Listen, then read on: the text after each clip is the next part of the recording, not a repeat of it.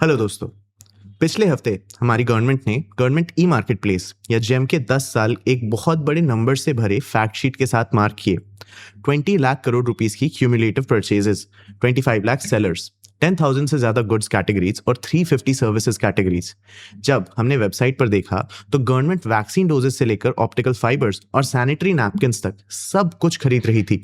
ऐसा लगता है जैसे गवर्नमेंट ने अपने लिए एक अमेज़न बना लिया है। वेल एग्जैक्टली ऐसा तो नहीं है, पर जो उसने बनाया है वो पब्लिक प्रोक्योरमेंट नाम के एक बहुत बड़ी और बहुत कम डिस्कस होने वाली चीज का एक पार्ट है। ये वो जगह है जहां एक बजट लाइन हर साल 1 फरवरी को प्रेजेंट होने वाले नंबर रहने के बजाय एक रियल चीज बन जाता है जिस पर गवर्नमेंट पैसा खर्च करती है। ये स्टेट के पास इकोनॉमी पर सबसे बड़े लीवर्स में से एक है। इंडिया अपनी जीडीपी का 1/5 से 1/3 के बीच पब्लिक प्रोक्योरमेंट पर खर्च करता है। ये इतना बड़ा है कि हर जगह गवर्नमेंट्स प्रोक्योरमेंट को इंडस्ट्रियल पॉलिसी जैसे भी यूज करते हैं। इंडिया अपनी परचेजेस का 25% माइक्रो और स्मॉल फर्म्स के लिए रिजर्व भी रखता है। जेम खुद उसका सिर्फ एक टुकड़ा है। ये गुड्स और सर्विसेज हैंडल करता है। गवर्नमेंट जो भी बनाती है, रोड से लेकर ब्रिजेस तक, वो पूरी तरह से एक अलग सिस्टम के थ्रू चलता है जिसे सेंट्रल पब्लिक प्रोक्योरमेंट पोर्टल कहते हैं। रेलवे इसका अपना एक प्लेटफॉर्म है और डिफेंस का भी एक अलग प्लेटफॉर्म है। पर एक इंटरऑपरेबल पब्लिक प्रोक्योरमेंट सिस्टम बनाने के लिए इस सभी को जेम के साथ इंटीग्रेट करने की बातें भी चल रही है। 5 लाख करोड़ रुपीस ईयर पर भी जेम एक ऐसा प्रोक्योरमेंट नेटवर्क में सिर्फ एक रेल है जिसे किसी ने एंड टू एंड मैप नहीं किया है।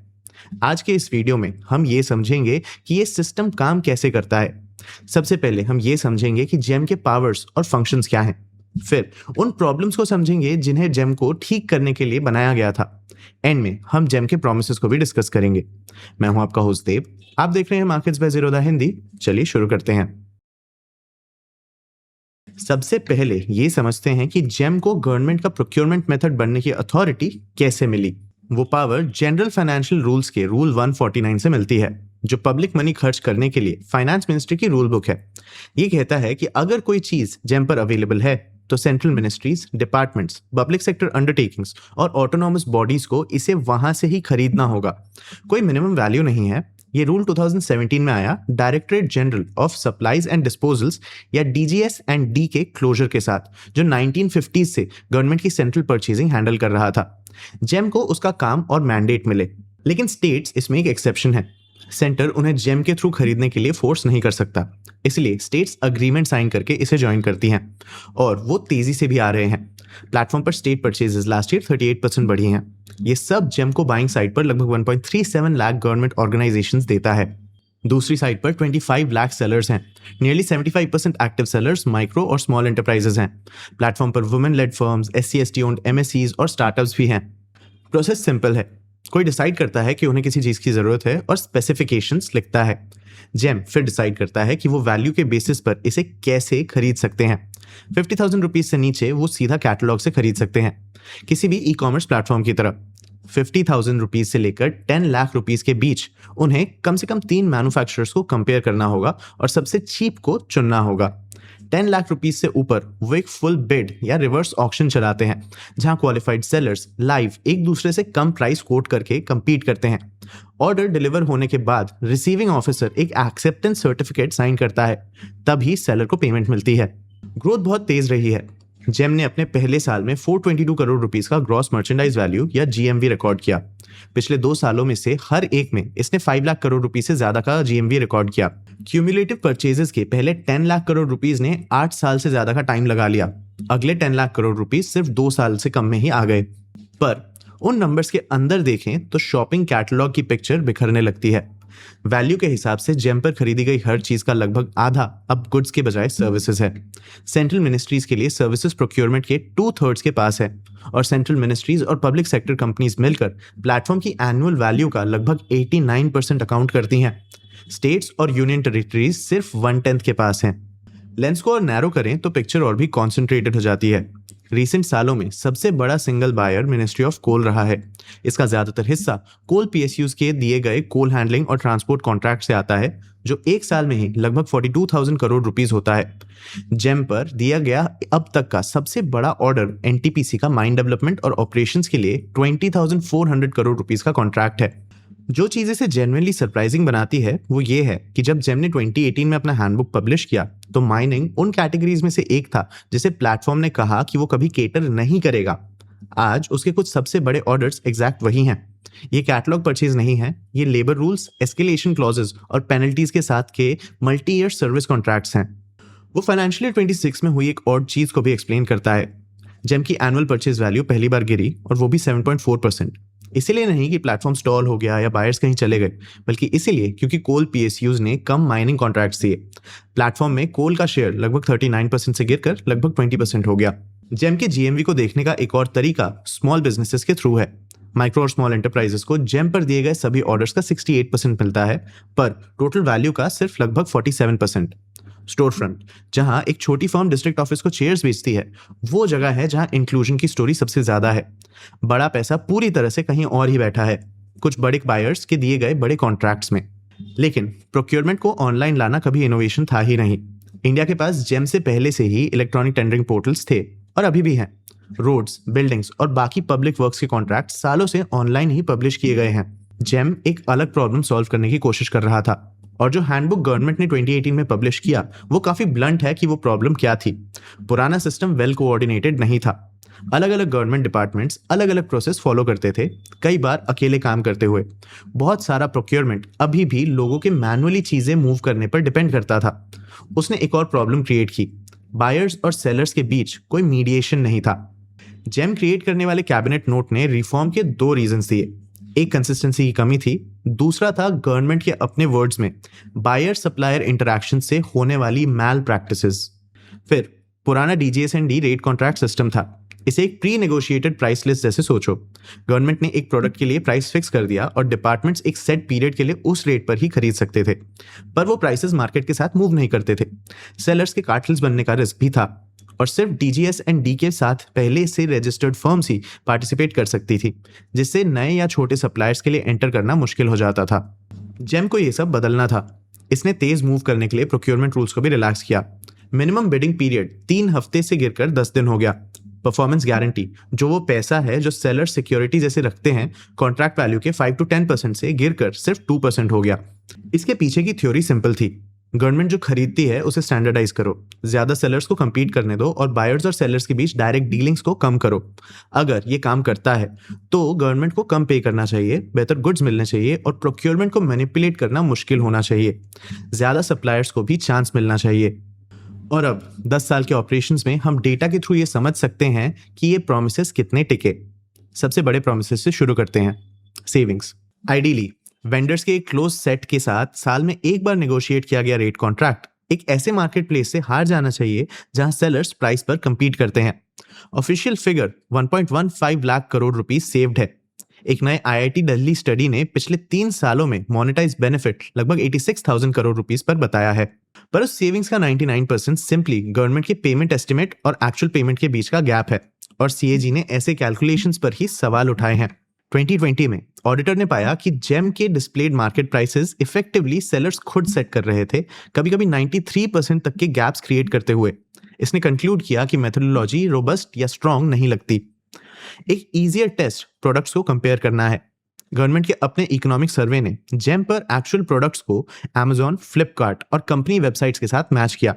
2021-22 में 22 स्टडीज प्रोडक्ट्स में से 10 पर जेम चीपर था, लगभग 9.5% के एवरेज से। तब से एक साल पहले गैप 3% था। सर्वे वर्ल्ड बैंक की 9.75 मीडियन सेविंग्स की फाइंडिंग को भी साइट करता है, क्योंकि हर टेंडर के लिए ज्यादा सेलर्स ने कंपीट किया। वैसे ही इंडिया और इंडोनेशिया में ई प्रोक्योरमेंट रोलआउट्स की एक स्टडी में कोई कॉन्क्रीट एविडेंस नहीं था कि डिजिटल जाने से प्राइसेस कम हुए, लेकिन इंडिया को बेहतर रोड्स मिले और इंडोनेशिया ने कम डिलेज देखे, क्योंकि लोकल एरिया के बाहर के कॉन्ट्रैक्टर्स अब कंपीट कर सकते थे। तो जेम के लिए स्ट्रॉन्गर केस ये नहीं हो सकता कि इसने हमेशा चीजों को सस्ता बनाया। ये हो सकता है कि इसने ज्यादा सेलर्स को आगे लाया और क्वालिटी को भी इंप्रूव किया। पर एक बार जब आप ज्यादा सेलर्स को आने देते हो तो एक और प्रॉब्लम आती है। आपको कैसे पता कि वो जो डिलीवर करते हैं वो अच्छा है? जेम का आंसर पुराने मैनुअल मशीनरी जैसे centralise seller verification, advance sampling और फिजिकल इंस्पेक्शन के एक बड़े हिस्से को स्टैंडर्ड स्पेसिफिकेशंस, सेलर रेटिंग्स और वेंडर असेसमेंट से रिप्लेस करना था। वो सिस्टम को फास्टर और ज्यादा ऑब्जेक्टिव बनाता है, पर ये स्पेसिफिकेशंस को सही करने पर भी एनॉर्मस वेट या फोकस डालता है, क्योंकि प्राइस उसके बाद ही आती है। लोएस्ट बिडर ऑटोमेटिकली नहीं जीतता, बल्कि वो चीपेस्ट ऑफर है जो एक्चुअली टेक्निकल रिक्वायरमेंट्स को मीट करता है। फिर भी प्रैक्टिस में फिल्टर हमेशा काम नहीं करता। जैसे सीएजी को 9,000 रुपीज के मार्केट प्राइस के अगेंस्ट 30 रुपीज पर लिस्टेड एक कंपैटिबल प्रिंटर कार्ट्रिज मिला। एक दूसरे केस में सिस्टम ने एक ऐसे डेस्कटॉप सेलर को चुना जिसकी रेटिंग 5 में से 1.37 थी, जो पहले से एक बार सस्पेंड और 2 बार डिसेबल हो चुका था। सेलर रेटिंग फिल्टर अप्लाई करने पर भी पिक चेंज नहीं हुआ। और फिर वो प्रॉब्लम भी है जिसके लिए जेम को खास करके डिजाइन किया गया था, सेलर्स के बीच का कोल्यूजन या मैल प्रैक्टिस। गवर्नमेंट का ओरिजिनल डायग्नोसिस ये था कि मैल प्रैक्टिस बायर्स और सेलर्स के एक दूसरे से डायरेक्टली डील करने से बढ़ी। जेम को उस इंटरैक्शन को बाहर निकालना था, पर लोगों को रूम से बाहर निकालने से सिस्टम से कोल्यूजन बाहर नहीं निकलता। In fact last month competition commission ने 36 जेम टेंडर्स पर बिड्स रिग करने के लिए एचपी इंडिया और उसके रीसेलर्स पर 141 करोड़ रुपए से ज्यादा का फाइन लगाया। लूपहोल सरप्राइजिंगली सिंपल भी था। काउंटरफिट्स को रोकने के लिए जेम को रीसेलर से मैन्युफैक्चरर से एक ऑथराइजेशन लेटर लेने की जरूरत होती है। अलेजेडली एचपी ने उन लेटर्स का यूज ये डिसाइड करने के लिए किया कि कौन से रीसेलर्स किस टेंडर के लिए बिड कर सकते हैं, जबकि प्राइसेस कोऑर्डिनेट करते हुए और फेक कंपीटिंग बिड्स अरेंज करते हुए। कमीशन ने इसे कंपटीशन का दिखावा कहा। बायर्स भी सिस्टम को बेंड कर सकते हैं। सीएजी ने 31,993 बिड्स को एग्जामिन किया और 256 ऐसे बिड्स पाए जो एग्जैक्टली एक सेलर को ही भेजे गए थे। डेस्कटॉप्स, पेपर और चेयर जैसे कॉमन प्रोडक्ट्स के लिए भी, जहां काफी सारे एग्जिस्टिंग सेलर्स थे। तो जेम ने पुरानी प्रॉब्लम का एक पार्ट सॉल्व किया। इसने गवर्नमेंट प्रोक्योरमेंट को काफी ज्यादा फर्म्स के लिए ओपन कर दिया। पर इस डील के अंदर आना सिर्फ आधा बैटल है। एक बार जब कोई सेलर जीत जाता है तो उन्हें अभी भी डिलीवर करना होता है, डिपार्टमेंट से ऑर्डर एक्सेप्ट करवाना होता है और फिर पेमेंट भी लेनी होती है। और कम से कम प्लेटफॉर्म के अर्ली ईयर्स में इसमें टाइम लग सकता था। सीएजी ने पाया कि ऑर्डर से पेमेंट तक का एवरेज जर्नी 136 डेज ले सकता है। जेम का रूल कहता है कि सेलर्स को एक्सेप्टेंस के 10 दिन के अंदर पे किया जाना चाहिए, पर सिर्फ 3.79% पेमेंट्स ने उस डेडलाइन को मीट किया। ये 2019 का डेटा है और जेम तब से काफी बदल चुका है, पर ये उस लिमिट तक पहुंचता है जिसे सिर्फ एक मार्केट प्लेस ठीक कर सकता है। अब इन सब को सिर्फ इंडिया के एक्यूजेशन जैसा पढ़ना इजी होगा, पर ऐसा नहीं है। प्रूफ सेम ऑडिटर से ही आता है। देखो, सीएजी इंटरनेशनल ऑर्गेनाइजेशंस को भी ऑडिट करता है। एफएओ में उसने ऐसे प्रोक्योरमेंट प्लान्स पाए जो एक्चुअल परचेजेस जैसे बहुत कम लगते थे, और डायरेक्ट प्रोक्योरमेंट केसेस के लगभग 71% में मिसिंग डॉक्यूमेंट्स पाए। डब्ल्यूएचओ में पैंडेमिक के दौरान कॉम्पिटिटिव बिडिंग को स्किप कर दिया गया था, और इमरजेंसी कोलेरा किट्स आउटब्रेक कम होने के बाद इथियोपिया पहुंची। ये प्रॉब्लम्स हमारे अपने जैसी ही लगती हैं। साउथ कोरिया एक ज्यादा यूजफुल कंपैरिजन ऑफर करता है। जेम ने लॉन्च करने से पहले उसके प्रोक्योरमेंट सिस्टम कोनेप्स का स्टडी किया। कोनेप्स 1996 में एक पायलट जैसे शुरू हुआ और 2002 में लाइव हुआ। पर कोरिया ये भी दिखाता है कि सेविंग्स एक ऐसी चीज क्यों हो सकती है जिस पर ज्यादा फोकस करना गलत है। कोनेप्स एनुअल बेनिफिट्स में लगभग 8 ट्रिलियन वॉन जनरेट करता था, पर सिर्फ 1.4 ट्रिलियन वॉन गवर्नमेंट को जाता था। बचा हुआ पैसा सप्लायर सेव करते हैं, जिन्हें अब गवर्नमेंट ऑफिसेज में ट्रैवल नहीं करना पड़ता या सेम पेपर वर्क बार बार सबमिट नहीं करना पड़ता। ये पहले के इंडिया इंडोनेशिया स्टडी के साथ नीटली लाइनअप भी होता है। शायद प्रोक्योरमेंट प्लेटफॉर्म का रियल टेस्ट सिर्फ ये नहीं है कि गवर्नमेंट कितना सस्ता खरीदती है, बल्कि ये भी है कि गवर्नमेंट को बेचना कितना सस्ता और आसान हो जाता है। यूनाइटेड स्टेट्स एक काफी अलग अप्रोच लेता है। उसका सेंट्रल कैटलॉग सबसे सस्ते प्राइस पर नहीं बल्कि बेस्ट वैल्यू पर कॉन्ट्रैक्ट्स अवार्ड करता है, टेक्निकल कैपेबिलिटी और पास्ट परफॉर्मेंस के साथ वे इन करते हुए। और तो और इंडिया में जेम के ऑपोजिट इसका यूज करना वॉलंटरी है। फेडरल प्रोक्योरमेंट का लगभग 90% इसके बाहर ही होता है। एक ऐसा प्लेटफॉर्म जिसे लोग छोड़ सकते हैं, उसको एक क्लियर सिग्नल मिलता है जब वो काम करना बंद कर देता है या लोगों को उसकी जरूरत नहीं होती। लेकिन जेम के पास वो सिग्नल ही नहीं है। सेंट्रल गवर्नमेंट बायर्स के पास इसे यूज करने के अलावा कोई चॉइस नहीं है।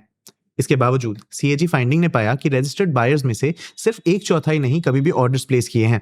तो इस सब से हम क्या समझे? वर्ल्ड बैंक का ओपिनियन यहाँ शायद सबसे सही हो। जो जगहें ऐसे पब्लिक प्रोक्योरमेंट सिस्टम से सबसे ज्यादा बेनिफिट करती हैं, वो यूजुअली वो होती हैं जिनमें पहले से ही स्ट्रॉन्ग इंस्टीट्यूशनल कैपेसिटी होती है। टेक्नोलॉजी प्रोक्योरमेंट को फास्टर, वाइडर और ज्यादा ट्रांसपेरेंट बना सकती है, पर वो एक अच्छी स्पेसिफिकेशन नहीं लिख सकती। वो किसी ऑफिशियल से प्रॉपर्ली इंस्पेक्ट नहीं करवा सकती और वो किसी डिपार्टमेंट को टाइम पर पे करने के लिए फोर्स भी नहीं कर सकती।